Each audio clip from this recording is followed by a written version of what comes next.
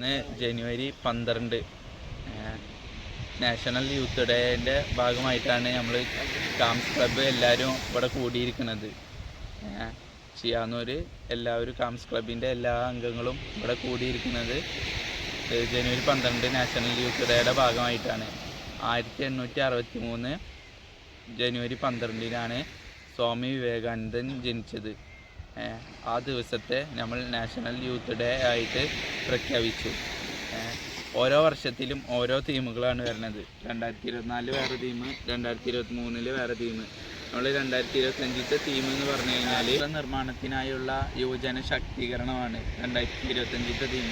അതായത് രാഷ്ട്ര നിർമ്മാണത്തിനായുള്ള യുവജന ശാക്തീകരണം എന്ന് പറഞ്ഞു കഴിഞ്ഞാൽ നമ്മൾ യുവാക്കൾ അല്ലെങ്കിൽ എല്ലാ ആൾക്കാരും എന്ത് ചെയ്യണം, ഓരോരുത്തർക്ക് ഓരോ കഴിവുകൾ അല്ലെങ്കിൽ ഓരോരുത്തർക്ക് ഓരോ ഇഷ്ടങ്ങൾ, ഓരോ തീമുകളാവും. ചിലർക്ക് എന്താ പറയുക, ടർഫിൽ ഇങ്ങനെ കളിക്കണം, ചിലർക്ക് ജിമ്മിന് മാത്രം പോകണം, ചിലർക്ക് ഇന്ന ജോബ് ചെയ്യണം അല്ലെങ്കിൽ ഇന്ന സ്വപ്നങ്ങൾ. അതിനോടനുബന്ധിച്ച് തന്നെ എല്ലാവരും എന്ത് ചെയ്യണം, പ്രത്യേകിച്ച് യുവാക്കൾ അല്ലെങ്കിൽ യൂത്ത് അവരൊക്കെ എന്ത് ചെയ്യണം, രാഷ്ട്രത്തിനായിട്ടുള്ള തയ്യാറെടുപ്പുകൾ എടുക്കണം. അതായത് യൂത്ത് ആയിട്ടുള്ള ആൾക്കാർ ലഹരിക്ക് അടിമപ്പെട്ടവരുണ്ടാവും, അതുപോലെ തന്നെ പല കാര്യങ്ങൾക്ക് അടിമപ്പെട്ടവരുണ്ടാവും.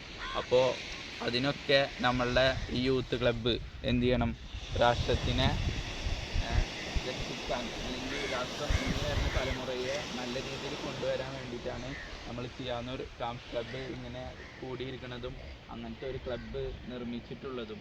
അപ്പോൾ ജനുവരി 12 യുടെ ഭാഗമായിട്ടാണ് നമ്മൾ ഇന്ന് എല്ലാവരും ഇവിടെ കൂടിയിരിക്കുന്നത്.